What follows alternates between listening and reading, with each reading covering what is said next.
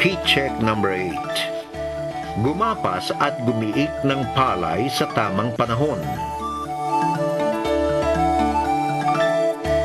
Ang pag-aani ng mas maaga ay nagre-resulta ng maraming hindi pa hinog na mga butil. Mababang porsyento lamang ng bigas ang makukuha dito kapag giniling. Kung mas huli naman, marami sa mga butil ang malulugas at magiging mababa ang milling recovery dahil sa pagkadurog sa panahon ng paggiling. Anihin ang palay kung ang 20% ng mga butil sa batok ng uhay ay malabato na. Pisilin ang butil sa puno ng uhay sa pamamagitan ng hinlalaki at hintuturo upang malaman kung ito ay malabato na.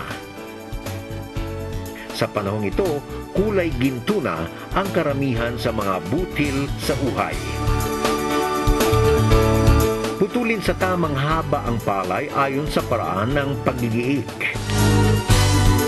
Igsian ang putol sa uhay kung gagamit ng mechanical thresher at habaan naman kung hampasan o pedal thresher ang gagamitin. Giikin kaagad ang palay nang hindi lalagpas sa 1 araw pagkaani kapag tag-ulan at 2 araw kapag tag-araw. Ito ay para maiwasan ang pangingitim at pagbaba ng kalidad ng bigas habang ito ay nagtatagal sa bukid.